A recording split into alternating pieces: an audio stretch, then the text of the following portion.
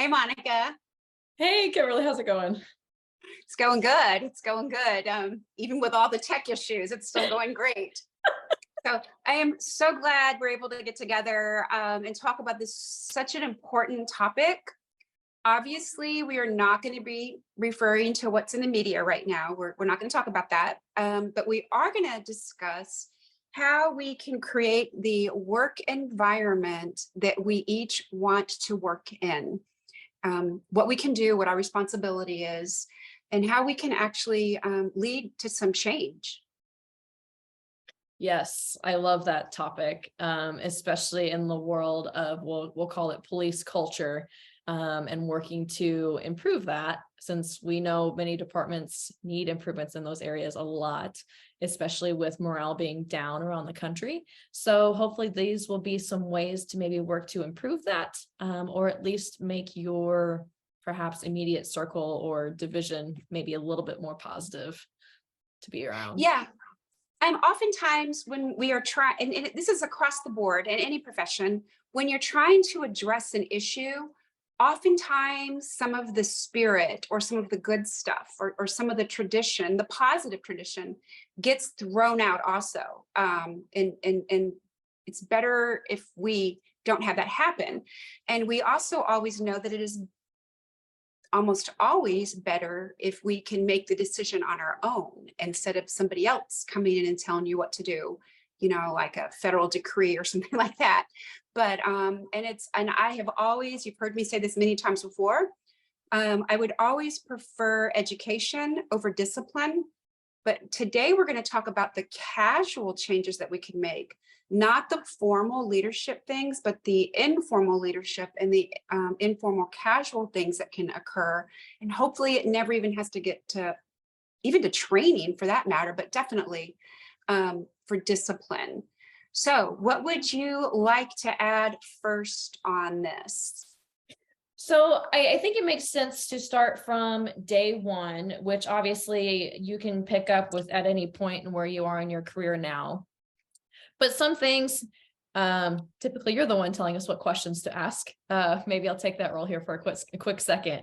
But going into the academy, or maybe just your next shift, knowing your goals and your path, where you want to go within your career, knowing your core values and what you stand for. That way, if you know what those are, it's easier to make a decision and to act quickly because there's no thought process. You know what those core values are, and that applies to life. Amen. Everything. And then also knowing your strengths and your weaknesses, because that's something to be cognizant of, that you can play to your strengths and always work on your weaknesses. So really deep diving, knowing yourself, your core values, where you come from, that emotional intelligence component, that's really going to help you moving forward, because you can't really help anybody else before you know where you come from, or knowing yourself really. So knowing those things, and those can be constantly evolving, obviously, over time, but definitely those, I think, are a good place to start for those three bullet points. Because once you step into the department, a lot of times it means going into some sort of a police academy, whether it's a state-run academy or an agency-specific academy. But typically you're around a bunch of other recruits, whether it's academies from 10 up to 30, 40, 50 people. Being able to hold those people accountable, because everybody knows if one screws up, you all get punished, because that's just how it works. So holding those other people accountable, but also that means picking them up, helping them out, mentoring them, being like, hey, buddy, let's not do that. That's going to get us in trouble, type of thing, catching it before it happens, which is a good thing to practice as well. And that way you're developing some early leadership components there too, that will help to practice during your 6-month academy, that when you get out on the street, it's going to be a lot easier for you. Even with a more senior officer, it's hard to be forward in talking to somebody who's been around for 10 plus, 20 plus years, to be like, hey, should we be doing that type of thing? You can always pose that question. It depends on the person how that might go over, but hey, I mean, it's at least throwing it up in front of their radar maybe a little bit. But yeah, really knowing yourself and establishing those early leadership skills as far as just being a decent person, being able to help other people out, holding yourself accountable, holding your others accountable, because obviously things that happen in the academy are relatively small. When they get out to the street, they become much bigger issues. So when I started the academy when I was 23, Dallas Police Academy, we have our own academy. We had a small class. I think we started with 28. We have some classes that are up to 50 or 60 people. And we had, they're very, very particular about everything in the academy. My hair had to be completely up, nothing falling down. I had to have all these bobby pins around it, but we were not allowed to have bobby pins in our hair during our PTDT. We're not allowed to have bobby pins in our hair. And I don't know why. It didn't matter why. They said, don't do it. So we didn't do it. And the guys, as we're going out, the 3 women in our classes were going out, we're checking each other's hair. And one time I had a bobby pin in my hair and they're like, you have a bobby pin. And I was like, oh, oh. I put it in my mouth. I worked out for an hour and a half. I ran 3 or 4 miles, did burpees, did everything. And I was one of the PT leaders, which means I was in front of everybody having to lead all the workout. I had a bobby pin in my mouth. And at one point, one of the instructors came up and said, what's in your mouth? And I was like, I was trying to swallow it. I was like going to swallow the bobby pin because I knew that we'd be running for weeks if he saw that bobby pin. But it worked out okay. But it's easy to say, well, that's just stupid that they don't let you have bobby pins. It's exactly what you said. It is so that we follow the rules, and it's for our partners to make sure that we're following the rules. And if you overlook the little things, now obviously they would not want me. Well, my class would have wanted me to swallow the bobby pin, but the instructor would not have wanted me to swallow the bobby pin, right? It's dangerous. But that's where you're learning those lessons of accountability to yourself and to your profession and to the people around you. And we could go on and on and on with different examples of saying things, but my husband mentioned to somebody who is way lower rank than him, I'm sorry, way lower in grade than him, not rank, but in grade, mentioned that his uniform wasn't right. And the guy mouthed off at him, and I was like, oh, hell no. Then I'm like, well, I'm just a retired wife, so whatever. But I mean, I just couldn't believe that because back in the day, if somebody had mentioned my uniform was out, I would have been horrified, first of all, and then I would have thanked them for it. And then it would have been fixed. It would have been fixed. But let's look at some positive things. Let's say that you and I are working out there together and, you make a really good call on the call. You make a good decision on the call. You see something that I didn't see or the other officers didn't see, or you have another way to handle it, either a good arrest or not arrest, whatever it is, you did something really good, and it took us a little extra time to do it. What a great time for another officer to say, Monica, that was excellent. That was really good. How did you know to do that? And you say, oh, I've been studying, or I've, whatever, or my trainer told me this, or, whatever. And it's a great way to reinforce good police work. And it also lets other people know that Monica's raising the bar a little bit. The rest of us better kind of keep up, we better keep up on that. And they, as a coach, you're a coach, I'm a coach. We know that people like to be acknowledged. We always think that it's money that people want, but it's to be acknowledged, it's to matter, it's to feel like they're contributing, to feel like they have some control in what's going on around them, but they want to be acknowledged. And we can know how our coworkers like to be acknowledged. One coworker might just want a fist bump, not even say anything out loud. Other people like to, and there's nothing wrong with liking acknowledgement. We always hope that formally it's done. We hope that the commendations are written. Different departments call them different things. We hope a letter goes into their file and their jacket. We hope it goes before the promotion board, things like that. But man, isn't it nice to have a coworker tell you did a good job? I mean, isn't it nice to have a coworker thank you for something? And, that's the encouragement side of it. On the accountability side of it, I was telling you earlier about one of my first sergeants. So about, I guess, a year and a half of being on the streets, I was involved in a shooting. And for those who haven't had that horrific occurrence happen, they come and they take all your weapons from you. So they take your, your pistol, your backup weapon, and anything else that you have, they take it from you. And so, I handed him my pistol, I handed him my backup weapon and all that, because I'm a rule follower, right? I'm a rule follower. Plus, I wasn't even thinking straight at that point, just doing whatever they tell you to do. So after I came back to work and everything was done, we got cleared from IAD. Well, we got cleared from public integrity, the criminal side, then we got cleared from IAD. Everything was done with the investigations, the criminal investigation, everything. It was filed with the county against the guy with the machete. No charges were filed against me and my partner who shot him. And my Sergeant Rattan, an amazing, amazing man, he said, "Hey, let's grab dinner." And we're like, "Oh, okay, this is great. We get to go out to eat with Sergeant Rattan," because we really liked him. He's a nice guy. And we're sitting there, Mexican food, we're eating it. And then he's just talking, real country man. We're talking and he goes, "Hey, Rodriguez, you can't carry reloads in your backup weapon. And you have to qualify with it." And I was like, "Huh? What?" And he goes, "Yeah." He said it again. And he goes, "You want some more iced tea?" And that was that. That was it. That was it. That's all he did. That's all he said. It was done. I mean, I took care of my business. It was done. What an amazing lesson to learn, right? That's all he had to say. Now, I've got to point out, this was 31 years ago. This was 31 years ago.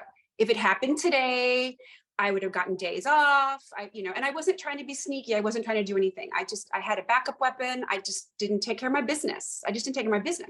But I thought I was doing everything right, and I didn't. And these days would be days off. These days it would be a big, ugly, hairy mess. But he was able to handle it that way back then, and it was a beautiful thing. I learned. The funny thing about it is, the next time Sergeant Rattan asked me and my partner if we wanted to go to dinner, we're like, "Oh, yeah, absolutely, sir. We'll see you." We get in the car and we're like, "What the fuck did you do wrong?" Because why does the sergeant want to have dinner with us? But it wasn't. It was just, because he was a good man. And again, he knew relationship, encouragement, relationship, accountability, relationship. That's just how it goes. Good man. I bet you have some stories that you can tell. That's incredible. Honestly, that's what I wish I had and never really got.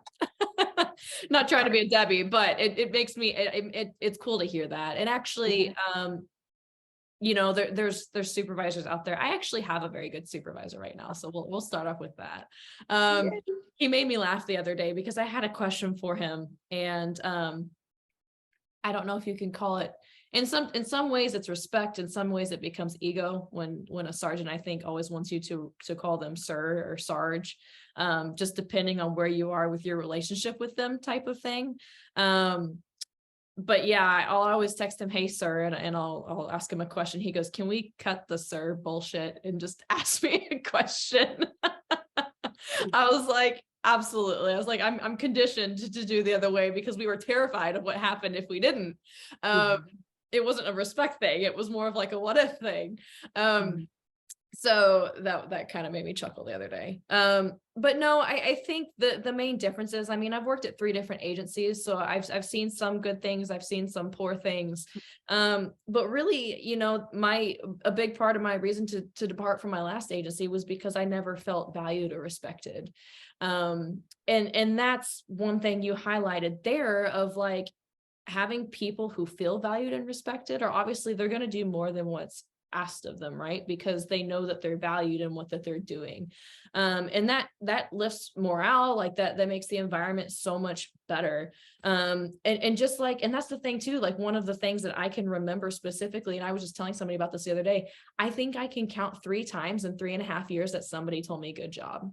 Oh, Like, yeah, it's like, it's so bad. Like looking back on it is so bad. Like, it's just the mindset that puts you in is a negative dark hole of like, I'm never doing anything good, which that's never where you want to be. Right.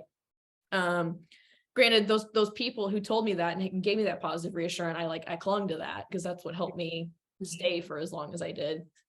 But that and the communication part of it too, like, you covering somebody who just had a simple, like they realized something was incorrect. They had a conversation with people who are typically rule followers. That's all you need, right? It goes away.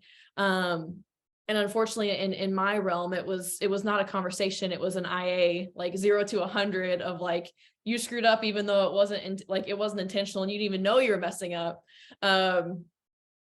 It sounds terrible, but I always say I broke a rule I never knew I broke, type of thing. That creates an environment where when people do realize they've done something wrong, they can't come forward and they can't try to fix it. An officer, she's a very good friend of mine. I love her to death. She's retired also.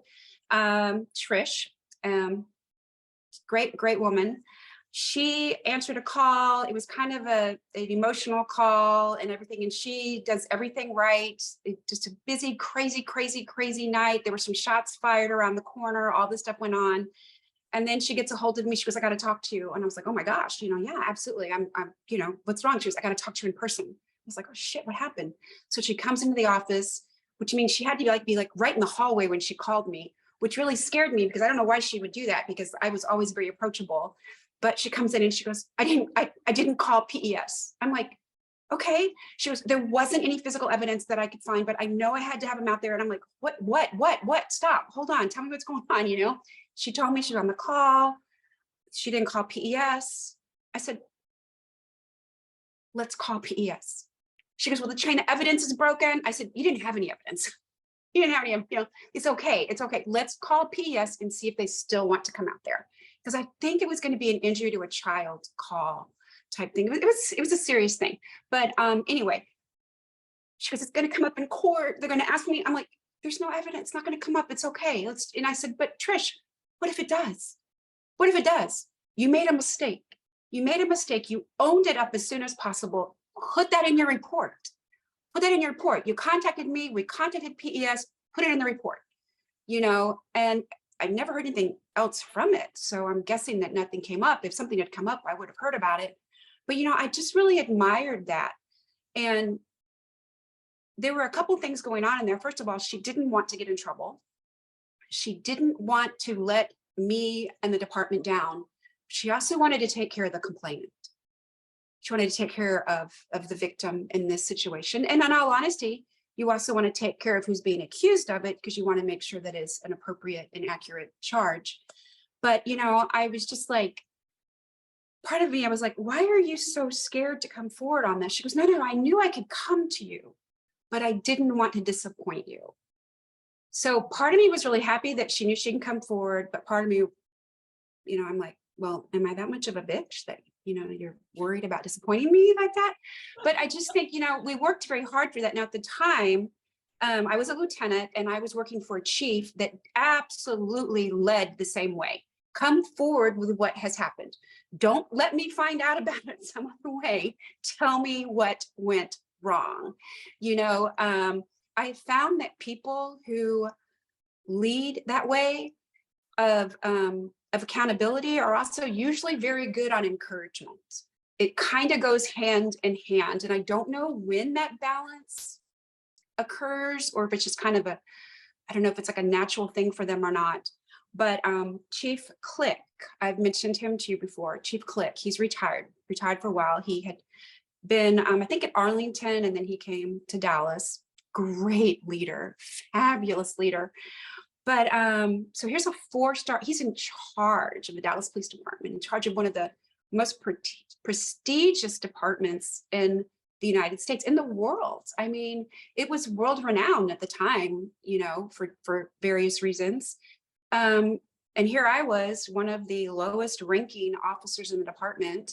Well, I was senior corporal at the time. So still, I'm not a commander, I very valuable to the department, like every other senior corporal is, but there wasn't anything special about me.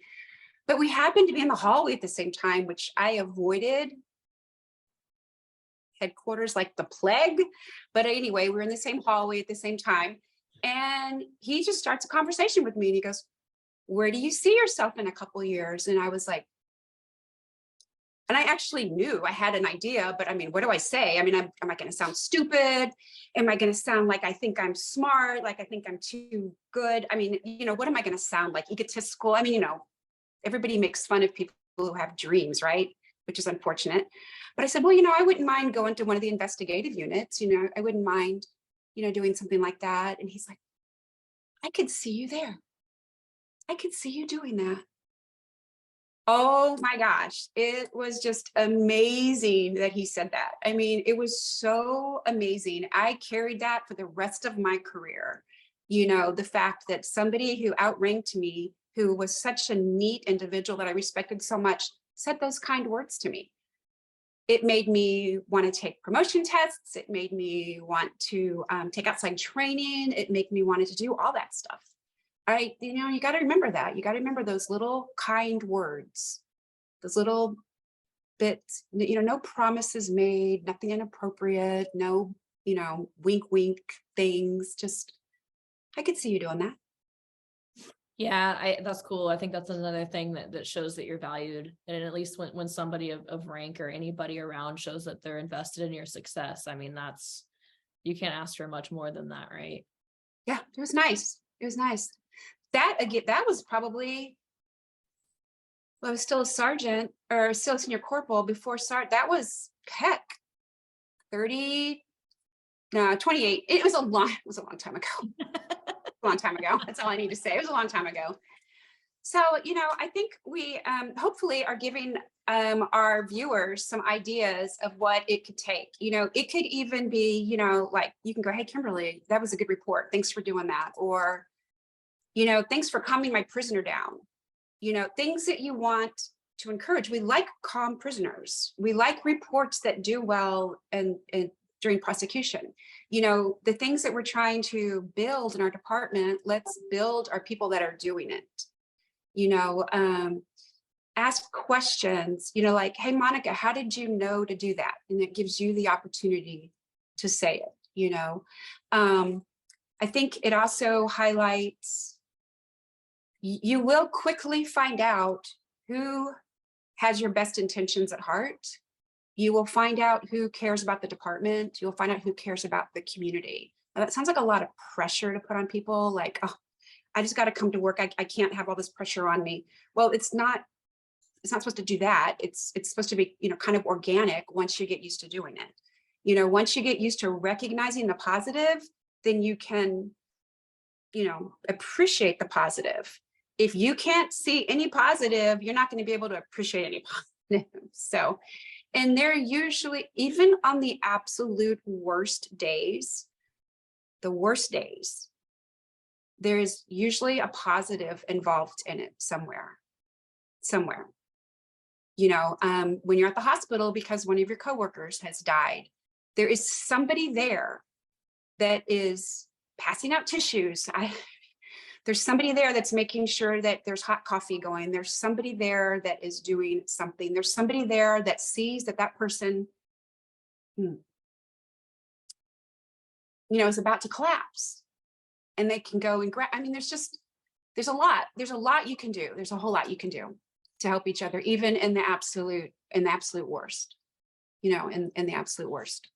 Yeah, I like the idea of making compliments the norm, and that's something we can do without any rank or anything, is complimenting people. And that was the one thing I realized, like I said before, I didn't get much reassurance with one previous agency that I was doing very well, and that's how I can remember like the specific like 3 or 4 people who complimented me in that time.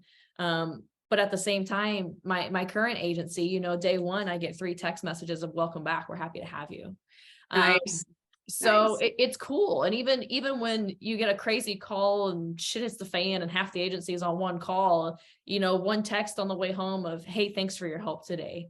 And in the back of your head, you're like, I just did my job. Like I did what I needed to do. But I mean, at the same time, like it puts a smile on your face, because I think about the contrast between my current agency and my past agency. In my past agency, it was almost like, it was weird. Like you felt weirded out if you got complimented. Like someone be like, hey, Yeah, good it's like, morning. You'd what be do like, you need? what's happening? What? It's like somebody who gives you like that random hug and you're like, what's happening? Why are you doing this? Yeah, it was more awkward when they would compliment you, because you're like you appreciate it at the same time, but you also kind of got an eyebrow raise of like, what, something's amiss Yep. here. Like this isn't normal. Yep. It was more normal at that place for them to try to tear you down than it was to build you up. But you see such a big difference, especially with like my mental health and my outlook of the department, of just like those extra compliments of like, hey, welcome back, or hey, thanks for your help today. It doesn't even have to be anything specific, like a report or whatever, that's probably the biggest thing that I could drive home is compliment people, let them know they're doing good, because that helps morale. It helps people feel valued. It helps them feel respected. And just the communication of it all, I think, is like the biggest help. And I want to just share one more thing that you and I talked about, and that is when it comes to accountability, when something inappropriate has happened, and I'll give you a very specific example, when something like sexual harassment happens in the workplace, and the individuals, the victims in this, the complainants go forward and they do everything right. They report it the way they're supposed to report it, and nothing is done about it, that can destroy a department. It can destroy a work group, a shift, whatever you want to call it, a unit, but it can really mess up, 14% of the workplace, which is the females. So it can cause, considerable issues. And those individuals can handle it in a way that is non-productive, or they can decide to start support each other. And this happened in Dallas. There's an officer that a lot of officers reported this individual. Nothing was done about it. And they were just blown off and ignored. And he continues to get good assignments and promoted and all that.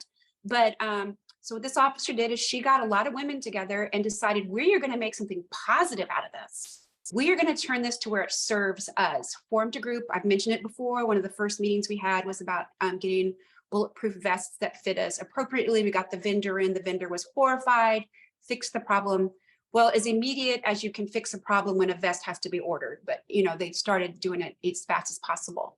Some other things this group did is made sure that what women need is available in the locker room, in the bathrooms at all of the police facilities. Without going into a lot of details, work can be very hard if you don't have what you need sometimes. They were able to get that addressed. By forming this group and supporting each other and having a safe place to come up with solutions to things. It was an informal group. It was a Facebook private group. We now have an official group that is recognized in the state of Texas, recognized by the Dallas Police Department, by the city of Dallas, which means rules and bylaws and dues and all the rest of that stuff. But we now have a group that is official. And our president is invited to go to all of the meetings with the chief and with all of our other organizations. Now we don't take care of, we're not CLEAT. We don't do, how am I saying it? We don't take care, if you're in a shooting, we don't have an attorney for you, but we handle a lot of the other stuff. So you still need to have your representation for attorneys and stuff like that. But my point of this is these are women who were offended beyond belief, were unsafe in the workplace, and nothing was done about it. Nothing was done about it, which even makes it worse. It makes it worse when nothing's done about it. But they did something about it themselves. And so we have on our own started encouraging other women. We have accountability. Like, no, you don't get to just bitch about it. You have to do something about it. So what I hope people see on that story I told you is we encourage each other, we do the right thing, and we hold each other accountable. And we say, you have to do something about this. You have to do something about this. And one of the statements for our official organization moving forward is women promoting. That was the neat thing. Well, oh my gosh, women are promoting. It's going to open the door for the rest of us. Well, it doesn't if they are just now part of the men's club, if there's part of the boys club, if they're just one of the guys, it doesn't do you any good at all. Because that means every time a woman tries to get through that door, it's not going to get any better. You have to get through that door and make a change, make a difference is what you have to do. And that is accountability. That's accountability. And this is where women truly need to start encouraging each other. Absolutely encouraging each other. Thank you for doing this. What can I do to help? Oh, I'm uncomfortable with that. Please explain why we're doing it. Have discussions about it and move forward. And that's true accountability right there. And that's hard, but it's also easy, but it's scary. But like we've said many times, police work is not for you if you're scared. It's not for you if you're scared. Sometimes the stuff that we have to do in the detail rooms while we're planning, sometimes that's harder than what we do on the streets. And accountability is one of those that can be hard sometimes. So I hope that with what I shared today and what you shared today, we have given our listeners some hope and some gumption and a little bit of, I'm going to handle it different next time. And, I'm not scared of that. I'm going to do it. Maybe think in advance of something that's been happening and you haven't handled it correctly in the past. Handle it right now. And if somebody says, well, how come you didn't do it right before? Because I was scared to do it. And now I'm not. Yep. I'm thankful that we have outer carriers for the most part now, because I had a designated tactical tampon pouch that I always, I knew exactly where it was on my vest. And I think a couple times when doing a female search at the jail, I actually threw in at one of the women that was like, we need a tampon. Can you please not give us the cardboard ones? I was like, here. Literally dig in one of my couches and find one and be like, here, this is your one nice one. The rest of the ones you get are the whatever they have in the jail. So since you brought that up, it was so funny because some of the fellas were like, well, just don't even do that at work. What? Can't you do that at home? What do you not understand? And I like this one. Well, you should be better prepared. If you're professional, you're better prepared. I'm like, dude, your wife put your uniform together for you. Your wife packs your lunch for you. Okay. Your wife might even shine your boots and clean your gun. That's kind of pushing it. Yeah, buddy. The next time you need something on a call, don't come ask me because you're not prepared. Right. It was just so funny. It's just the lost, naive look on some of these guys' face. But again, on that, I have to give these younger women, I have to give them some credit for how they handled it, because they just made fun of them and moved on. Took care of our business, and accountability and encouragement, without a doubt. Monica, how can people get a hold of you? You can find me on Facebook, search my Facebook group, 50 Fierce and Fit group. That is where my awesome community of female first responders are. There's guys in there too. So if you want to hop in, don't be afraid. I help the men out too. But they're to have community and support for all things fitness, nutrition, mindset, career, lifestyle, pretty much anything to help support you and help you stay on that self-improvement track. And if you need any help, I offer one-on-one coaching. So you can always message me and we'll get you a customized plan to get you rolling. Excellent. And I love your post. And I love that today, some of the stuff that you offer when you ask, do you want it? And they just get a hold of you. You send it to them, PDF, easy to read, easy to use. Thank you very, very much for that. It's greatness. It's absolutely great how you offer that to people. I can be reached a couple of ways. I can be reached through my email, which is retirestrat, STRAT, 6138@gmail.com.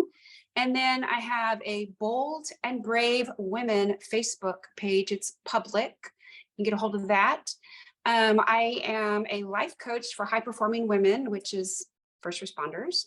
And then also I help first responders retire, because we're a difficult group when it comes to retirement. We don't put a lot of thought into that, and all of a sudden you're old and it's time to retire. Easiest way to say it. I like it. So, but you know what? You and I, we are definitely all about accountability. We are about encouragement. We're about serving our community and continuing to serve our community. And we always are looking for comments. We're looking for suggestions, topics that people want us to cover. Both of us make the repeated plea to anybody that if you need help with anything, we will help you. We will help you, even if it is personal, private, off the record. We will help you. Just get a hold of us. If we can't help you, we definitely, between the two of us, have enough contacts. We can find somebody who can. Absolutely. Okay, well, thanks so much, everybody. And there's one other thing. Oh, what do you want to talk about next? I don't know. We need more ideas. Oh, I've got tons of ideas. I was just waiting for you to say that, Monica. I was waiting for you to say that. Okay, cool beans. So we will talk to everybody later. Thanks so much. Bye-bye. Y'all.